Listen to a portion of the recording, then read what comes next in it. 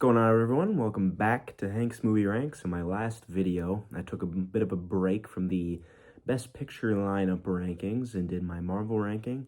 Go watch that one if you have any interest. But we're going to be back on the train today with 2023 nominees for Best Picture and ranking those from 10 to 1. This year is a solid one as well. I think maybe the weakest of the three so far, but still an overall pretty well made lineup here. So yeah, I mean, not a whole lot more to say with this one, but let's just jump right into number 10. At number 10, I have Triangle of Sadness. Triangle of Sadness is fine. I don't hate this film by any means. It's split up into three parts, and the reason I have it the lowest here is I think parts 1 and 2 are pretty solid, and then I think the third part is kind of lackluster. The first one follows Carl and Yaya, a couple who are kind of models, and Yaya is a social media influencer and much more like famous than Carl, and it kind of just explores their dynamic as a couple and some of the issues that they face. And that's all well done between the two of them.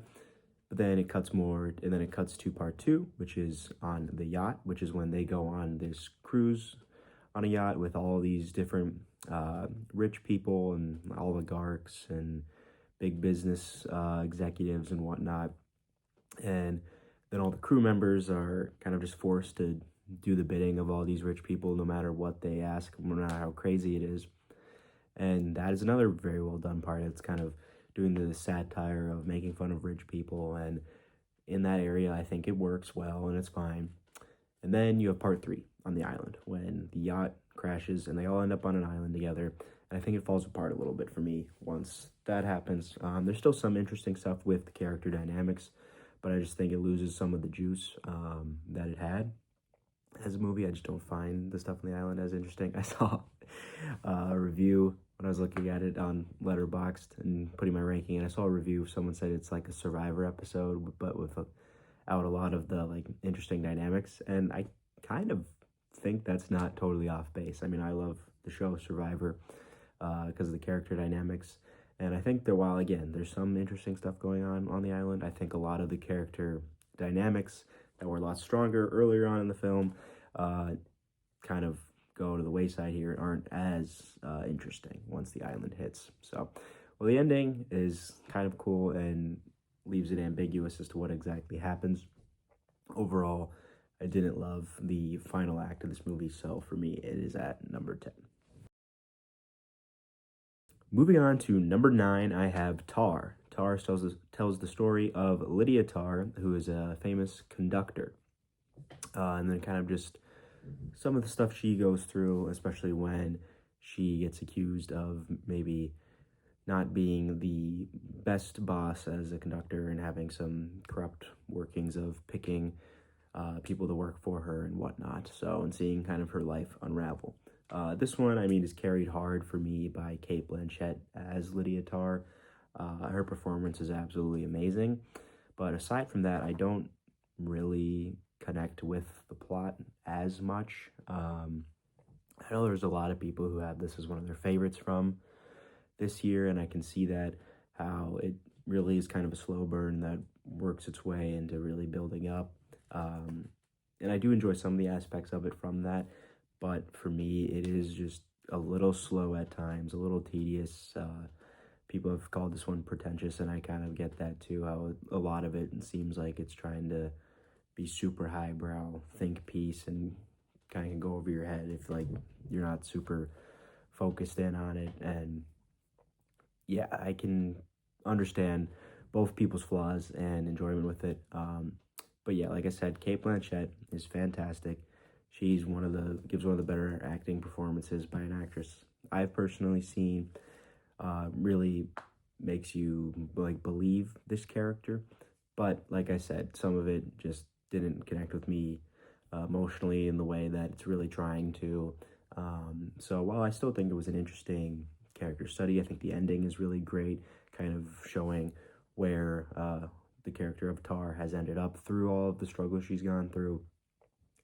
despite all that, and despite the amazing Kate Blanchett performance, I just, compared to some of the other ones on this list, I don't enjoy it as much just because I didn't really connect with it as much. So for those reasons, I have it down at number 9.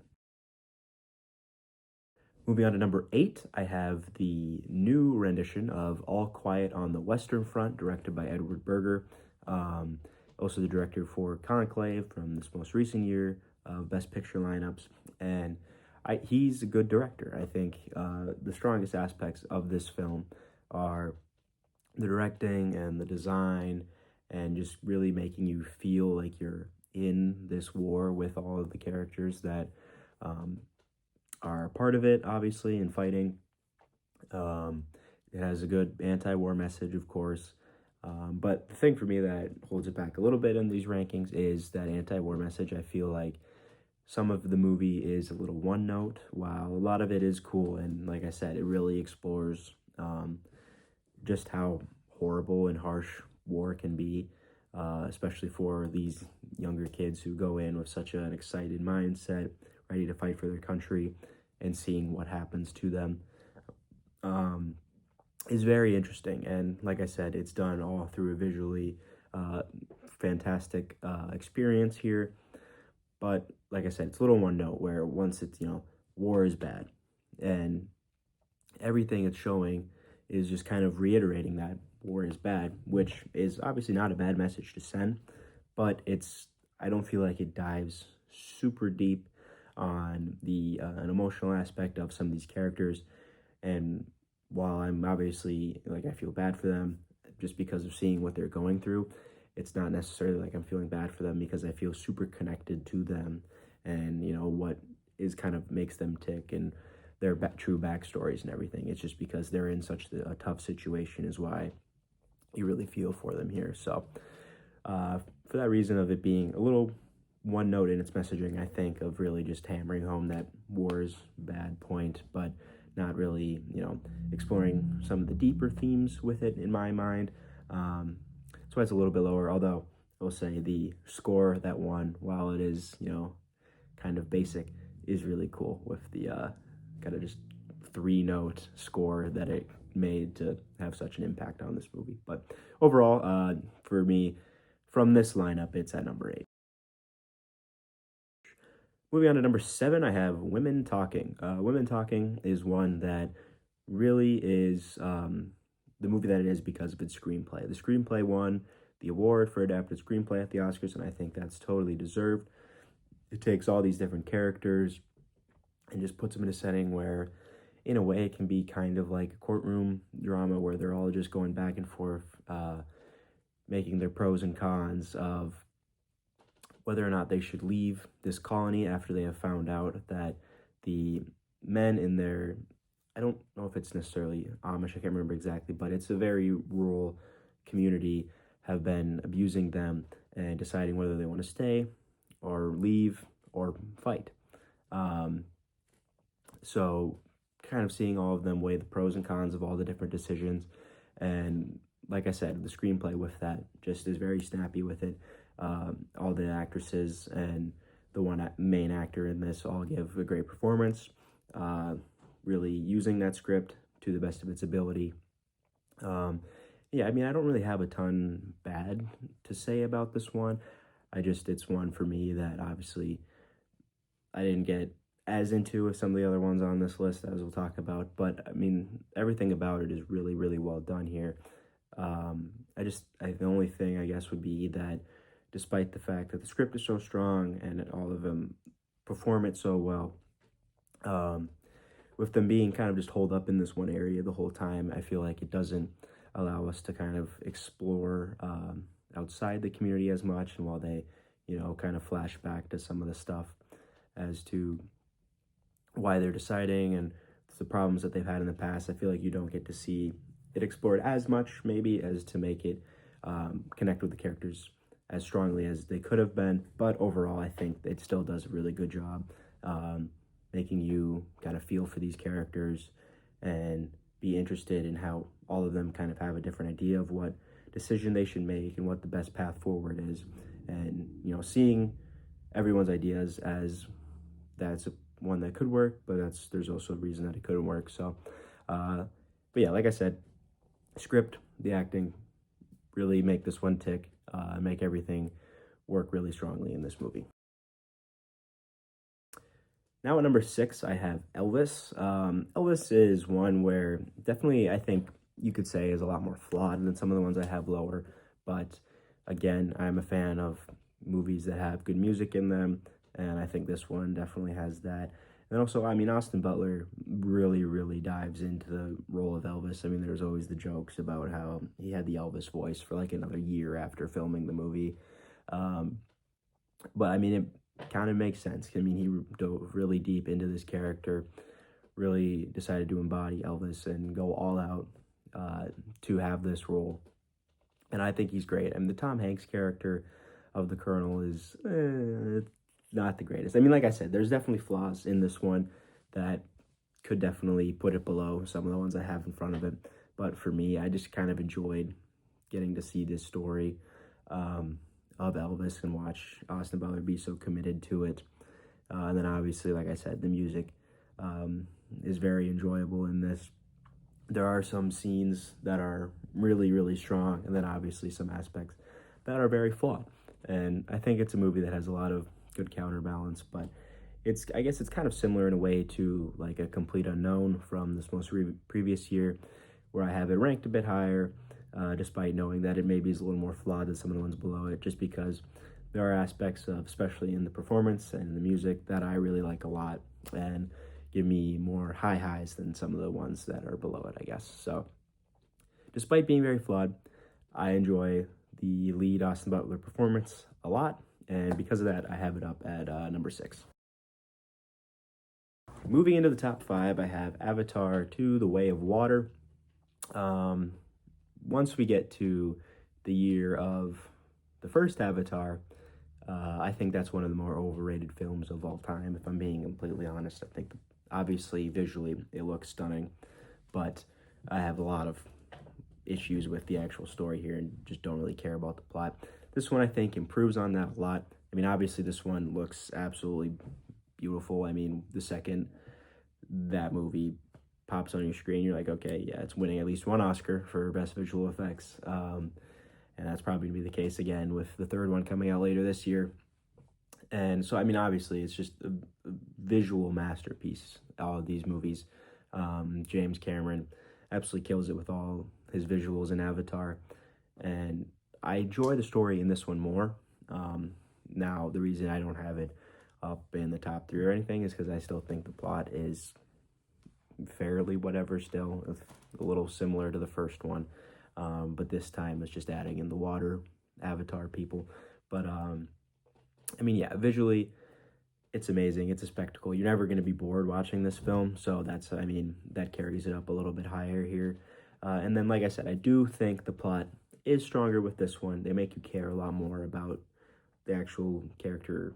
I mean, Jake Sully, kind of is still a whatever protagonist, I think. But I think adding in the family of his and that aspect makes it actually a lot more emotional, makes you care a lot more about his kids and Neytiri and all of the kind of emotional connections with this one that I thought were missing a lot from the first Avatar film. So while I think there is a big improvement to the plot, with especially the emotional aspects, and then obviously the visuals are still spectacular. So because of that, I view this one a lot higher than its first, and for this list, I have it at number 5. Moving to the top 4, I have The Fabelmans. The Fabelmans is Steven Spielberg's somewhat autobiographical film about his upbringing and kind of his journey into becoming a filmmaker, told through the story of Sammy Fabelman, who is kind of the fictional version of Steven Spielberg in this movie, and explores him as a young kid getting into film and wanting to become a filmmaker. It also explores the family dynamic and how he has to kind of decide between his family and creating movies and all of this stuff. And also dynamics of him at school and being bullied and all of these things. It's just a very interesting look at a coming of age story told through the perspective and biographical nature of one of the greatest directors of all time. Um, and because of that, I mean, obviously with Steven Spielberg behind the camera, this movie is fantastic. It's very emotional. It gets the best out of all of its actors, of course. Um, and obviously, the directing is fantastic. It's Steven Spielberg. What do you expect?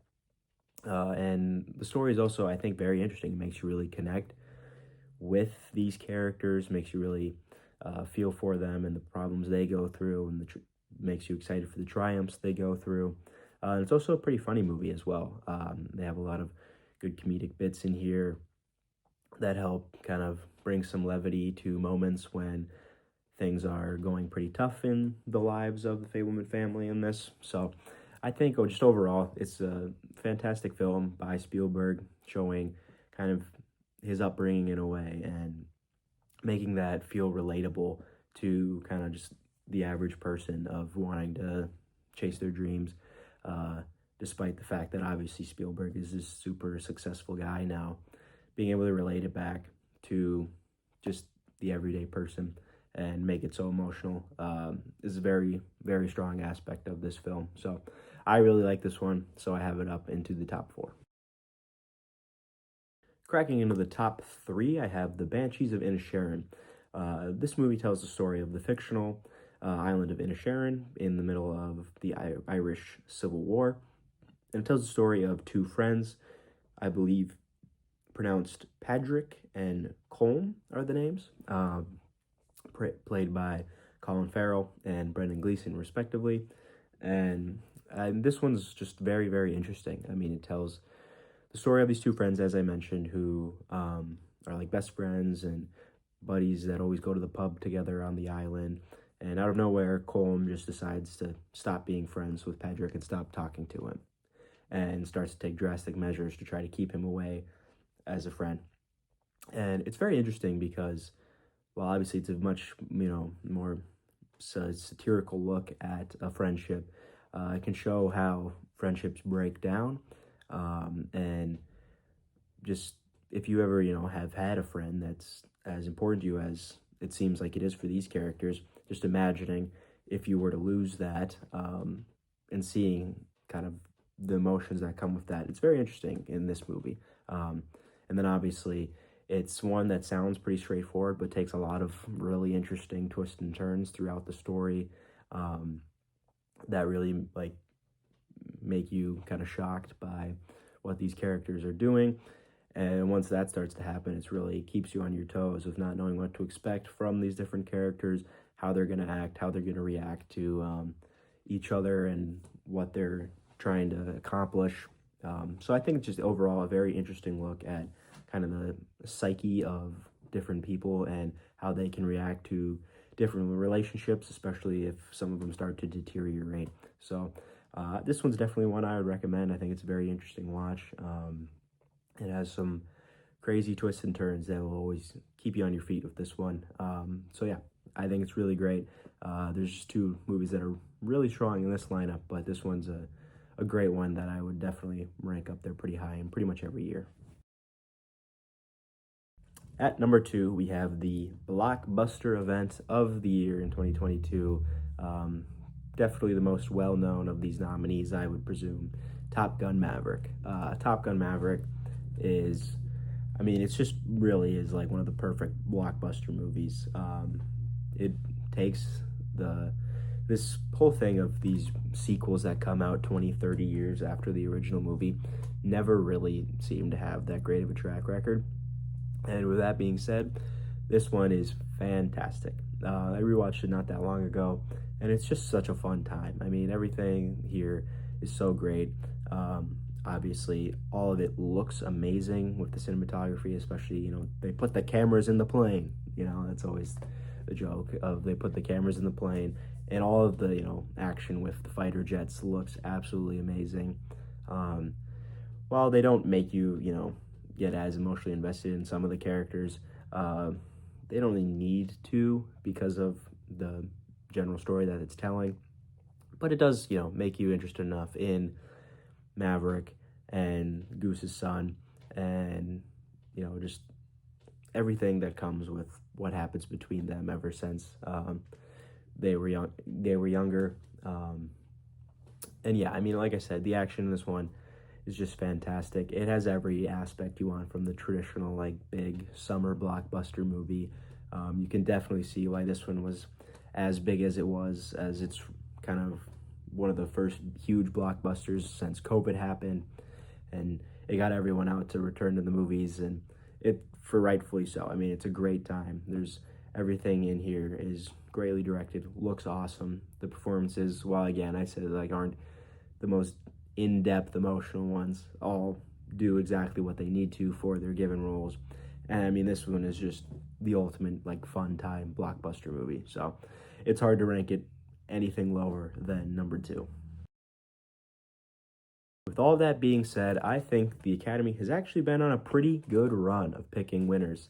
Um, as the winner from this year, Everything Everywhere All at Once is my pick for the best movie of this lineup. This movie is just so original. Everything in this is awesome. I mean, the multiverse stuff, it does multiverse better than, like, anything the Marvel Cinematic Universe has been doing. And it also tells just a very emotional story about this family, and the different lengths they have to go through, and how all these different versions of themselves connect, and trying to just, with all of that, seeing how every different aspect of them plays out, trying to connect together as a family in the end of this movie. But yeah, like I said, this movie is just so original. I mean, it's awesome that this movie got embraced by the Oscars here and won, pretty much swept the night. I think it won 7 awards. The only one that's kind of, why did they get that, was Jamie Lee Curtis says she's not even the best supporting actress in this movie. It's Stephanie Hsu. But despite all that, like I said, this movie is just awesome from front to back. It tells a very emotional story, has a lot of great action in it. The multiverse story of it all is really interesting and, like, original. And then there's just so many, like, funny moments of this one, you know, the hot dog fingers world, or the bagel being something that is like, as important in the in this. It's just really crazy that this is a story that came to fruition and was as embraced by the Academy Awards as it was.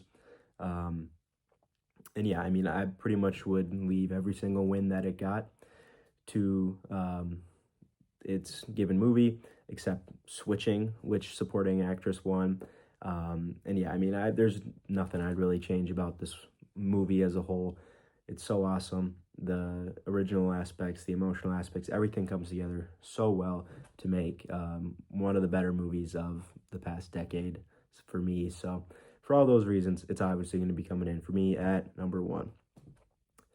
So that will be the third of my videos for ranking the Best Picture lineups. I have almost all the ones watched for the next year in line. I also have some other videos in line. I think I'm probably going to do a predictions video for the upcoming year. But yeah, stay on the lookout for those videos. But for the end of this one, that was my ranking of the 2023 Best Picture nominees.